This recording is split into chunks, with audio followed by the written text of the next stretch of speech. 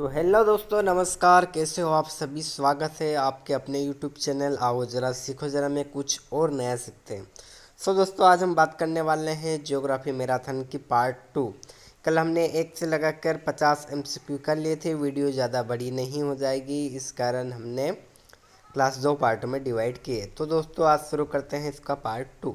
ठीक है, चलो। ये रहा प्रश्न क्रमांक 51 या कहें 51, जो आपसे पूछ रहा है, जो असर रीजनिंग वाला क्वेश्चन है। ठीक है दोस्तों, आपको इसमें असर रीजनिंग यानी दोनों पढ़ के बताना और फिर बताना है कि ए आर दोनों में से सही या गलत। ठीक है,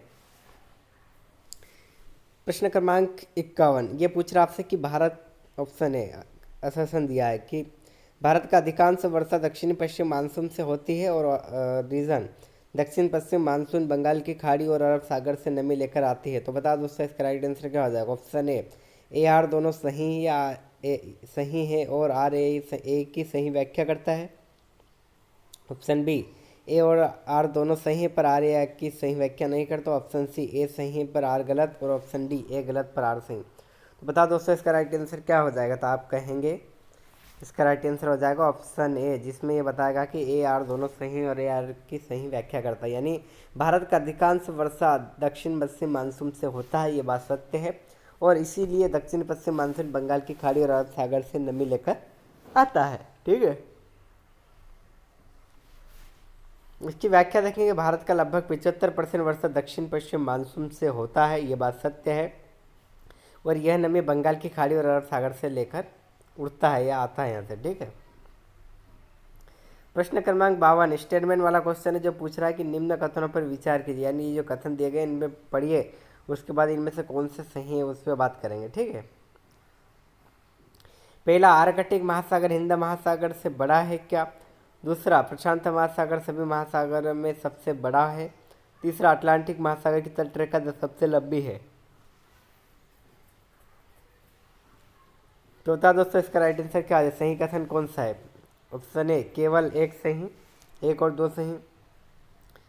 केवल दो और तीन सही। ऑप्शन सी, केवल दो सही। और ऑप्शन डी, सभी सही। बता दोस्तों, इसका राइट आंसर क्या हो जाएगा? फटाफट से बताओ तो इसका राइट आंसर क्या होता है? आप कहेंगे इसका राइट आंसर हो जाएगा ऑप्शन बी, यानी दो और तीन सही। यानी प्रशांत महासागर सभी महासागरों में से बड़ा है।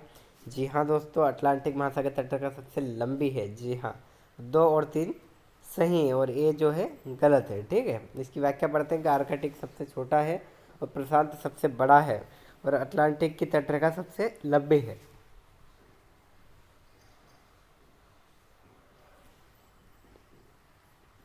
प्रश्न क्रमांक 53 आपसे पूछ रहा है कि मेन मैच द फॉलोइंग, यानी ये मिलाने वाला क्वेश्चन, सही युग्म का मिलान कीजिए।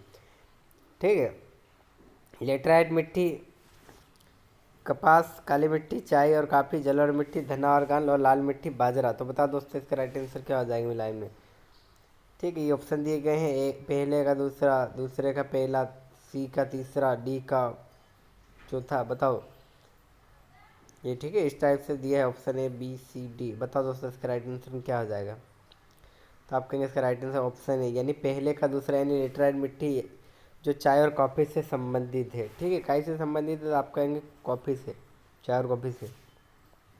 दूसरा, काली मिट्टी काई से संबंधित, आप कहेंगे कपास से संबंधित। जलोढ़ मिट्टी तो आप कहेंगे धान और गन्ना से।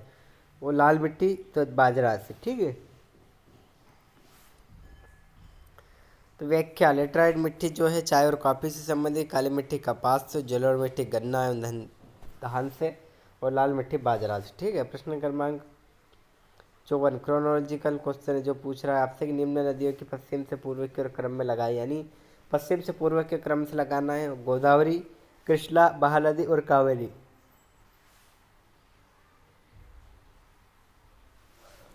तो बता दोस्तों, इसका राइट आंसर क्या हो जाएगा? कि पश्चिम से पूर्व की ओर इनको लगाना है। ठीक है, ऑप्शन ए है 4 2 1 3। ऑप्शन बी है 1 2 4 3। ऑप्शन सी है 2 4 1 3। ऑप्शन डी है 1 3 2 4। तो आप कहेंगे इसका राइट आंसर हो जाएगा ऑप्शन ए, यानी ऑप्शन ए। ठीक है, 4 2 1 3 कैसे? तो पश्चिम से पूर्व की ओर जमाएंगे तो सबसे पहले आएगी कावेरी नदी, कावेरी नदी के बाद में कृष्णा, कृष्णा के बाद में गोदावरी, और गोदावरी के बाद में महानदी, जो पश्चिम से पूर्व की ओर बहती है सारी नदियाँ। ठीक है, प्रश्न क्रमांक 55 आपसे पूछ रहा है कि असस्य रीजन, यानी इसमें असस्य रीजन दिए गया है, ठीक है, कौन सा सही कौन सा गलत, तो आप पढ़ेंगे। अरावली पर्वत भारत की सबसे पुरानी पर्वत श्रृंखला है क्या, यह सुन लो। और यह प्लेट प्यूअरथेनिक की नवीन प्रक्रिया से बनी है। तो बता दोस्तों इसका राइट आंसर क्या हो जाएगा। ए आर दोनों सही, या दोनों सही आर सही व्याख्या करता है, या दोनों सही है पर आर सही व्याख्या नहीं करता, और ए सही है पर आर गलत, पर ए गलत पर आर सही। तो बता दोस्तों इसका राइट आंसर क्या हो जाएगा। ए बी सी डी में से कौन सा राइट आंसर होगा। आपका इसका राइट आंसर हो जाएगा ऑप्शन सी, यानी ए सही पर आर गलत। कैसे। अरावली पर्वत भारत की सबसे पुरानी श्रृंखला है, जी हाँ, लेकिन यह प्लेट विवर्तनिक की नवीन प्रक्रिया से बनी है, जी नहीं। कैसे, व्याख्या देख लेते हैं। अरावली पर्वत सबसे पुरानी है, लेकिन यह विवर्तनिक से नहीं बनी बल्कि भूगर्भिक प्राचीन प्रक्रिया से बनी है।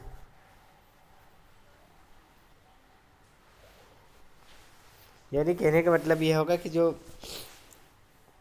प्लेट विवर्तनिक वाली जो नई विवर्तनिक जो प्रोसेस थी उसके कारण ये नहीं बनी, भूगर्भिक प्राचीन प्रक्रिया से बनी है। प्रश्न क्रमांक 56 आपसे पूछ रहा है कि निम्न में से कौन सा युग्म सही नहीं है, यानी इनमें से कौन सा युग्म सही नहीं है, यानी बताओ। तो ऑप्शन ए रूहर घाटी जर्मनी से संबंधित, डोनेटस बेसिन यूक्रेन से, ट्रांसवाल ब्राजील से, या पिट्सबर्ग अमेरिका से। बताओ दोस्तों इसका राइट आंसर क्या हो जाएगा। आप कहेंगे ऑप्शन सी, यानी ट्रांसवाल ब्राजील, जो इनसे संबंधित नहीं है, यानी ट्रांसवाल दक्षिण अफ्रीका का प्रसिद्ध खनिज क्षेत्र है कि ब्राज़ील का, ठीक है। बाकी रूहर घाटी जर्मनी समेत, जी हाँ। डोनेट्स बेसिन यूक्रेन समेत, जी हाँ। पिट्सबर्ग अमेरिका समेत, जी हाँ। लेकिन जो ट्रांसवाल दक्षिण है वो अफ्रीका से संबंधित है, ना कि ब्राज़ील से।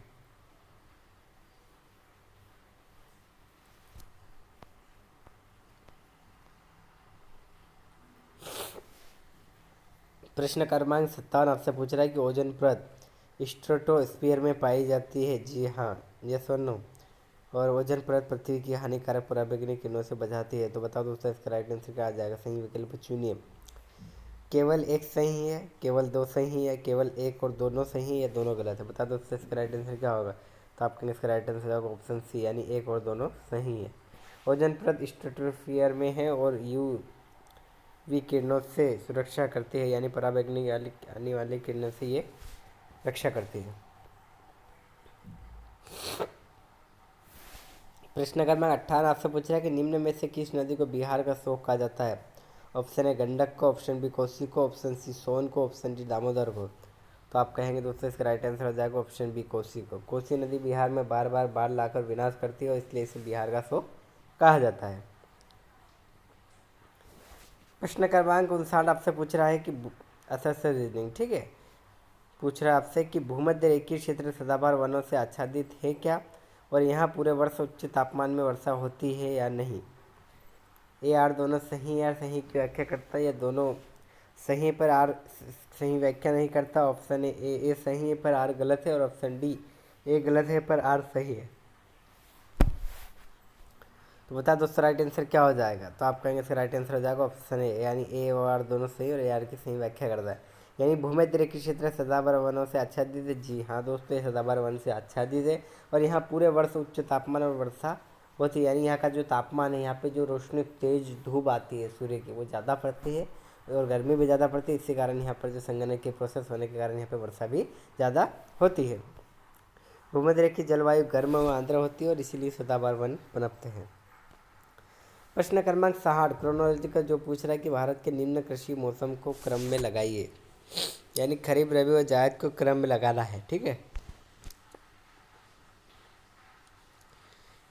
तो ऑप्शन ए है 1 2 3, ऑप्शन बी है 2 1 3, ऑप्शन सी है 1 3 2, और ऑप्शन डी है 1 2 1 3 1 2। तो आप कहेंगे इसका राइट आंसर क्या हो जाएगा। तो आप कहेंगे इसका राइट आंसर ऑप्शन सी, यानी 1 3 2, 1 3 2, ठीक है। तो इसमें सबसे पहले आएगी खरीफ की फसल, यानी जून और सितंबर में लगाई जाती है।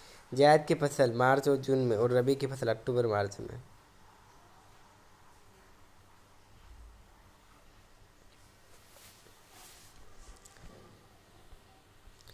प्रश्न क्रमांक 61 आपसे पूछ रहा है कि सही युग्म का मिलान कीजिए, यानी विक्टोरिया झील कनाडा से संबंधित है क्या, बेकाल झील रूस, सुपरियल झील अफ्रीका, टिटिकाका झील दक्षिण अमेरिका।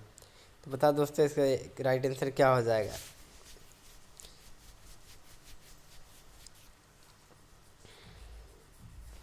तो आप कहेंगे इसका राइट आंसर हो जाएगा ऑप्शन ए, यानी पहले का तीसरा विक्टोरिया झील की बात करें तो वो अफ्रीका से संबंधित है। ठीक है, उसके बाद में बेकाल झील की बात करें तो वो रूस से संबंधित है। सुपरियल झील की बात करें तो वो कनाडा से संबंधित है। और टिटिकाका झील की बात करें तो वो दक्षिण अमेरिका से संबंधित है। यानी व्याख्या में दिया गया है विक्टोरिया झील अफ्रीका, बेकाल झील रूस, सुपीरियर झील कनाडा और टिटिकाका झील दक्षिण अमेरिका। ठीक है, प्रश्न क्रमांक 62 आपसे पूछ रहा है कि असस्य रीजन यानी ऑप्शन अससन बोल रहा है कि चेरापूंजी विश्व का सर्वाधिक वर्षा वाला क्षेत्र है क्या। और रीजन में बताया गया है कि यहाँ मानसूनी हवाएं खासी पर उससे टकराकर भारी वर्षा कराती है। तो बता दो इसका राइट आंसर क्या हो जाएगा। ऑप्शन ए दोनों सही है और ए आर की सही व्याख्या करते हैं क्या। ऑप्शन बी दोनों सही है पर आर की सही व्याख्या नहीं है। ऑप्शन सी ए सही पर आर गलत और ऑप्शन डी दोनों गलत। तो आप कहेंगे दोस्तों इसका राइट आंसर हो जाएगा ऑप्शन ए, यानी ए आर दोनों सही और ए आर की सही व्याख्या करता है। यानी चेरापूंजी और मार्सिनराम में मानसून की नमीदार हवाएं खासी पहाड़ियों में टकराकर भारी वर्षा कराती है। प्रश्न क्रमांक 63 आपसे पूछ रहा है कि निम्न में से किस नदी को दक्षिण की गंगा कहा जाता है। गोदावरी को, कृष्णा को, कावेरी को या नर्मदा को। क्या आप कहेंगे ऑप्शन ए राइट आंसर हो जाएगा गोदावरी को। व्याख्या गोदावरी नदी को दक्षिण की गंगा कहा जाता है। प्रश्न क्रमांक 64 आपसे स्टेटमेंट वाला क्वेश्चन पूछ रहा है कि ठीक है कि कौन से दो या एक सही होंगे। तो प्रश्नों को पढ़ते हैं पहले। फर्स्ट, हिमालय पर्वत भ्रंश फॉल्ट से बना है क्या, यस और नो। और दूसरा, नर्मदा और तापी भ्रंश घाटी से बहती है। सही विकल्प है केवल एक सही, केवल दो सही, दोनों सही या दोनों गलत। तो बता दोस्तों इसका राइट आंसर क्या हो जाएगा। तो आप कहेंगे इसका राइट आंसर ऑप्शन बी, यानी केवल दो सही है। ठीक है, दो सही है। व्याख्या हिमालय वलय से बने हैं और जबकि नर्मदा और तापी भ्रंश घाटी से बहती है। ठीक है, प्रश्न क्रमांक 65 आपसे पूछ रहा है कि मैच इन द फॉलोइंग यानी सही युग्म को मिलान कीजिए। ठीक है, सही युग्म कौन सा है। डोल ट्रम्प 30 डिग्री अक्षांश, हार्स लेटीट्यूड भूमध्य रेखा, ट्रेड विंच यानी 30 डिग्री से भूमध्य रेखा और वेस्टर वेस्टर्लीज 30 डिग्री से 60 डिग्री। तो बता दो इसका राइट आंसर क्या हो जाएगा। ऑप्शन ए हो जाएगा, ऑप्शन बी हो जाएगा, ऑप्शन सी हो जाएगा, ऑप्शन डी हो जाएगा। तो आपको इसका राइट आंसर ऑप्शन ए हो जाएगा। यानी व्याख्या डोल्ड्रम यानी भूमध्य रेखा से संबंधित है, हार्स 30 डिग्री से संबंधित है, ट्रेड 30 डिग्री से भूमध्य रेखा तक और वेस्टर्लीज यानी 30 डिग्री से 60 डिग्री। ठीक है, प्रश्न क्रमांक 66 आपसे पूछ रहा है क्रोनोलॉजिकल क्वेश्चन है। निम्न ज्वालामुखी विस्फोटों को कालानुक्रमित क्रम में लगाइए। ठीक है, क्रम में लगाना है। Mount Pinatubo Philippines, Mount Krakatoa Indonesia, Mount Saint Helens America और माउंट वेसुवियस इटली। तो बता दोस्तों इसका राइट आंसर क्या हो जाएगा क्रम में। Option A 4 2 3 1, option B 2 1 3 4, option C 1 4 2 3, option D 3 2 4 1। तो आप कहेंगे इसका राइट आंसर हो जाएगा ऑप्शन ए, यानी पहले चौथा वाला आएगा। व्याख्या देखते हैं। व्याख्या बताएगा कि वेसुवियस यानी 79 इसी। ठीक है, दूसरा आएगा क्राकोटोआ 1883, तीसरा आएगा सेंट हेलेस 1980 और चौथा आएगा पिनातुबा 1991। यानी पहले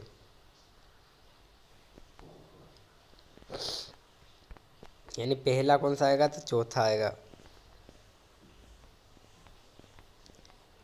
प्रश्न क्रमांक 67 आपसे पूछ रहा है कासर रीजन यानी भूमध्य सागरीय जलवायु को विश्व का बगीचा कहा जाता है, यस और नो। और यहाँ संतरा, अंगूर, जैतून जैसी फसलें उगाई जाती है।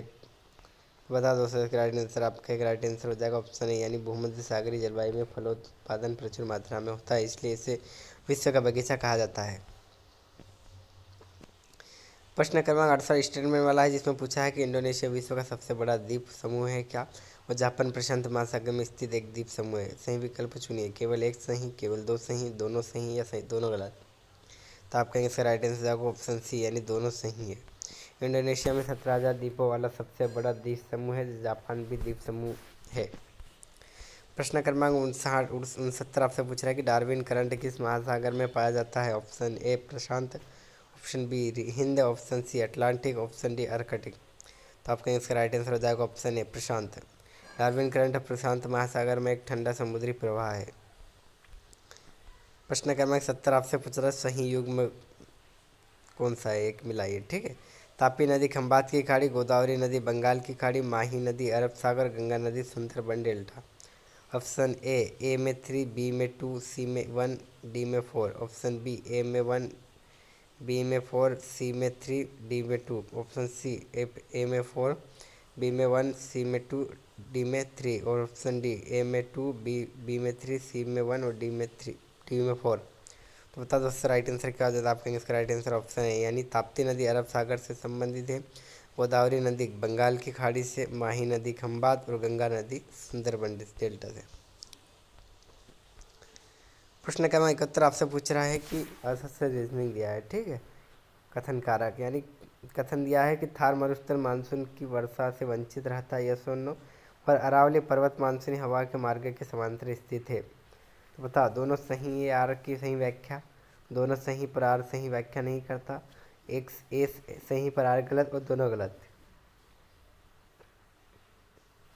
तो आप कहेंगे इसका राइट आंसर जवाब ऑप्शन ए, अरावली की स्थिति समानांतर है और इसीलिए थार मरुस्थल सूखा रहता है।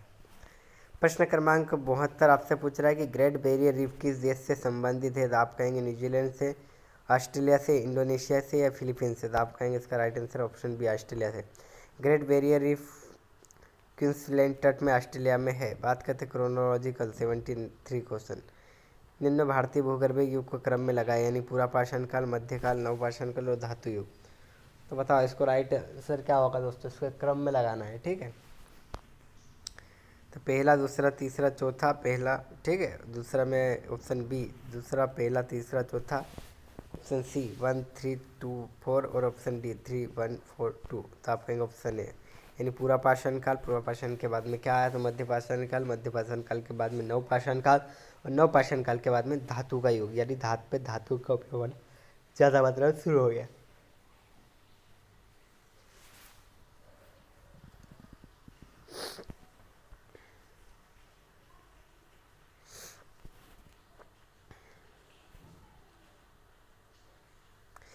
प्रश्न क्रमांक 74 आपसे पूछ रहा है कि स्टेटमेंट यानी पृथ्वी का झुकाव एक्सिस्टल 23 डिग्री 1/2 डिग्री है क्या, और पृथ्वी अपनी धुरी पर पश्चिम से पूर्व की ओर घूमती है। सही विकल्प चुनिए। केवल एक सही, केवल दो सही, या दोनों सही या दोनों गलत। तो बताओ दोस्तों इसका राइट आंसर क्या होगा। तो आप कहेंगे इसका राइट आंसर ऑप्शन बी, यानी दोनों सही है। पृथ्वी का झुकाव 23 डिग्री 5 डिग्री है और यह पश्चिम से पूर्व की ओर घूमती है। प्रश्न क्रमांक 75 आपसे पूछ रहा है कि एल नीनो का प्रभाव किससे संबंधित है। मानसून से, भूकंप से, चक्रवात से, सौर ग्रहण से। तो आप कहेंगे दोस्तों इसका right answer option A, monsoon से संबंधित है।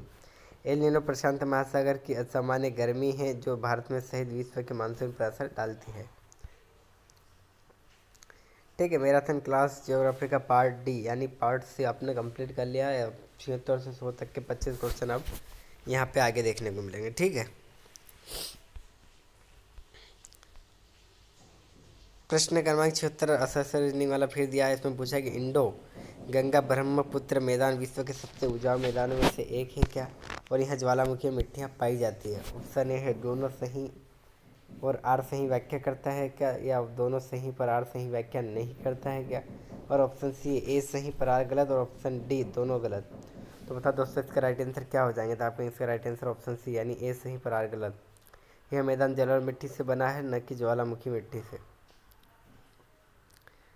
प्रश्न क्रमांक 77 आपसे पूछ रहा है कि सही युग्म का मिलान कीजिए। क्या करिए, सही युग्म का मिलान कीजिए। बोलोविया लिथियम से संबंधित है क्या, दक्षिण अफ्रीका सोना और चिली तांबा और ऑस्ट्रेलिया बॉक्साइट से। तो बताओ दोस्तों इसका राइट आंसर क्या हो जाएगा। तो आप कहेंगे ऑप्शन ए सही, यानी पहले में पहला, दूसरे में दूसरा, तीसरे में तीसरा, चौथे में चौथा। यानी बोलेविलिया लिथियम से संबंधित, दक्षिण अफ्रीका सोना और चिली तांबा से और ऑस्ट्रेलिया बॉक्साइट से। प्रश्न क्रमांक 78 आपसे पूछ रहा है कि भारत के निम्न कृषि क्रांतियों के क्रम में लगाए। पहले हरित क्रांति, श्वेत क्रांति, नीली क्रांति और पीली क्रांति। कौन सी क्रांति कब हुई थी। Option A 1 2 3 4, option B 2 1 3 4, option C 1 3 2 4, option D 1 4 2 3।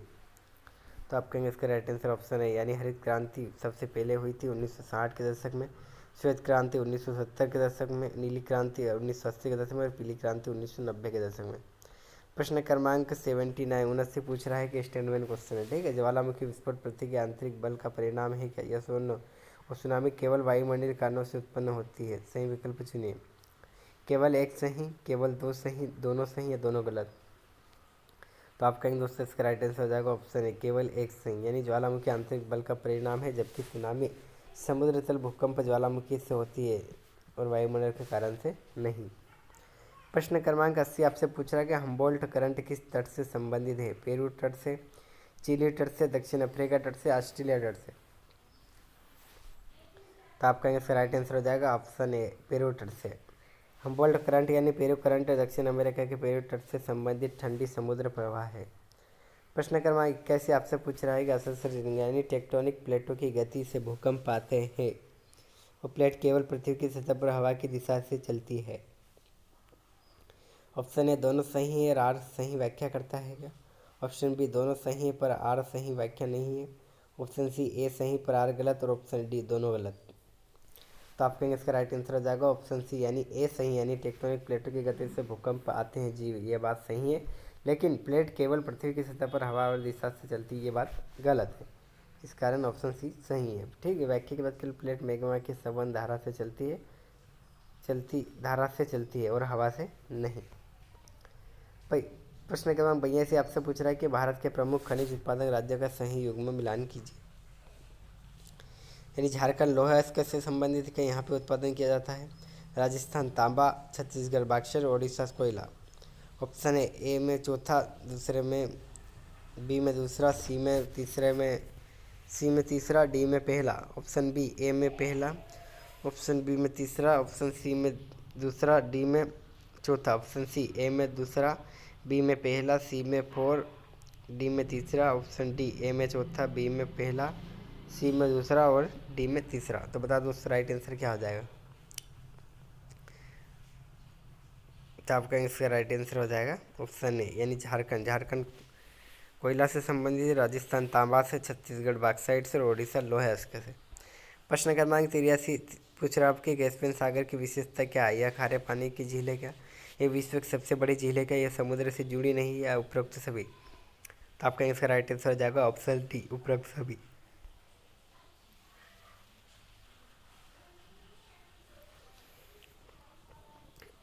Caspian सागर खारे पानी की झील है, सबसे बड़ी अंतरस्थलीय झील है और समुद्र से जुड़ी नहीं है। प्रश्न क्रमांक 84 क्रोनोलॉजिकल। ठीक है, भारत की निम्न पर्वत श्रृंखला उत्तर से दक्षिण की तरफ लगाई है। नीलगिरी, अरावली, सतपुड़ा और विंध्य, यानी इनको क्रम से जमाना है।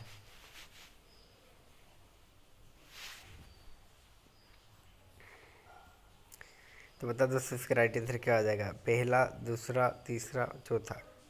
तो आपका इसका राइट आंसर आ जाएगा ऑप्शन पहला यानी 2, 4, 3, 1, यानी सबसे पहले दूसरे नंबर पे आएगा अरावली पर्वत। क्या आएगा? अरावली पर्वत। ठीक है, क्या आएगा? अरावली पर्वत, यानी उत्तर से दक्षिण की तरफ चलना है। तो सबसे पहले अरावली पर्वत, अरावली के बाद में विंध्याचल, विंध्याचल के बाद में सतपुड़ा, सतपुड़ा के बाद में नीलगिरी। ठीक है, ऐसा ऐसे रीजनिंग वाला क्वेश्चन आया है फिर से। कथन पूछ रहा है कि खाड़ी देश पेट्रोलियम उत्पादन के लिए प्रसिद्ध है क्या? रीजन में ये बताया गया है कि यहाँ के भूगर्भीय ढांचे से तलछटी चट्टानों में हाइड्रोकार्बन सुरक्षित है। दोनों सही है और आर की सही व्याख्या करता है। दोनों सही पर आर सही व्याख्या नहीं करता। ए सही पर आर गलत है, लेकिन दोनों गलत है। बता दोस्तों इसका राइट आंसर क्या हो जाएगा? तो आप कहेंगे इसका राइट आंसर हो जाएगा ऑप्शन ए व्याख्या। खाड़ी क्षेत्र की तलछटी संरचना में प्रचुर तेल भंडार है। रिंग ऑफ फायर कहाँ पाया जाता है? अटलांटिक महासागर में, हिंद महासागर में, प्रशांत महासागर, आर्कटिक महासागर में। बता दो सर इसका राइट आंसर क्या आ जाएगा? तो आप कहेंगे इसका राइट आंसर हो जाएगा ऑप्शन सी प्रशांत महासागर में। प्रशांत महासागर की परिधि क्षेत्र ज्वालामुखी से घिरा है, इसलिए रिंग ऑफ फायर भी कहते हैं। प्रश्न क्रमांक 87 आपसे पूछ रहा है कि भारत के किस राज्य में कछार चाय उत्पादक क्षेत्र स्थित है?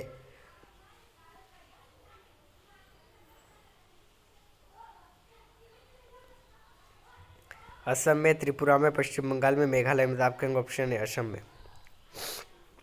कछार क्षेत्र असम में है और यह चाय उत्पादन के लिए प्रसिद्ध है। प्रश्न क्रमांक 88 स्टेटमेंट वाला क्वेश्चन है। कन्याकुमारी पर 3 महासागर मिलते हैं क्या? यस और नो। और यह बंगाल की खाड़ी, अरब सागर और हिंद महासागर का संगम है। सही विकल्प चुनिए। केवल एक सही, केवल दो सही, दोनों सही है, दोनों गलत। आप कहेंगे ऑप्शन सी सही, यानी दोनों सही है। कन्याकुमारी भारत का दक्षिणी छोर है और जहाँ 3 जल निकाय मिलते हैं।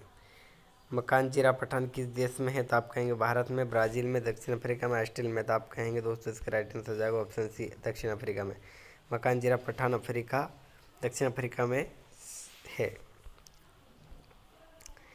प्रश्न क्रमांक 90 आपसे पूछ रहा है असस्य रीजन यानी मानसूनी वर्षा भारत में कृषि हेतु अत्यंत महत्वपूर्ण है क्या?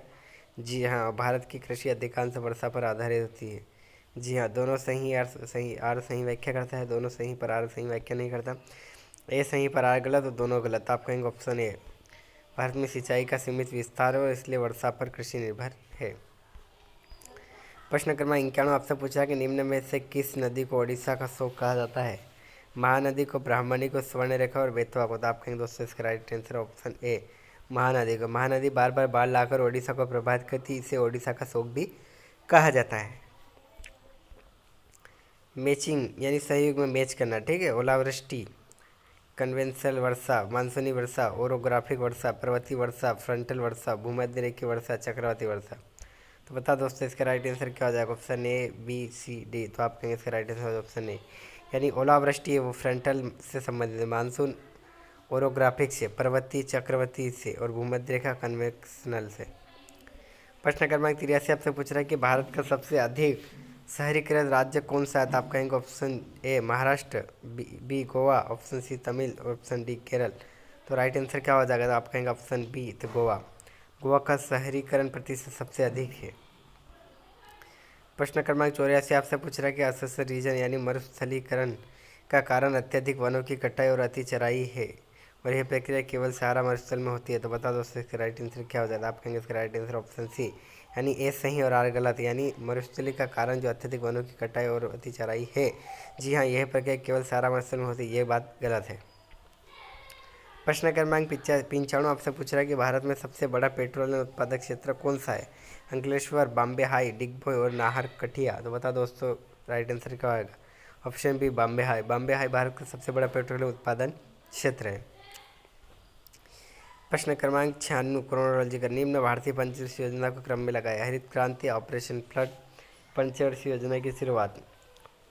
ठीक है, इसको क्रम में लगाना दोस्तों। बताओ 3, 1, 2 पहला, दूसरा 1, 2, 3, तीसरा 2, 1, 3 और चौथा 3, 2, 1। बताओ दोस्तों राइट आंसर क्या था? आपके ऑप्शन ए, यानी प्रथम योजना जो हुई थी 1951 में हुई थी, हरित क्रांति 1960 के दशक में। तृतीय योजना ऑपरेशन फ्लड 1970 में हुआ था। वो सब देखा तो ऑप्शन ए के हिसाब से तो सबसे पहले आएगा तीसरा, पंचवर्षीय योजना की शुरुआत हुई थी, उसके बाद हरित क्रांति, हरित क्रांति के बाद ऑपरेशन फ्लड हुआ था। ठीक है। प्रश्न क्रमांक 97 औसत रीजनिंग वाला पूछ रहा है कि लैटिन अमेरिका का अधिकांश भाग उष्णकटिबंधीय वर्षावन, अमेरिका का अधिकांश भाग उष्णकटिबंधीय वर्षावन से आच्छादित है। जी हाँ, अमेरिका बेसिन यहाँ का सबसे बड़ा वन क्षेत्र है।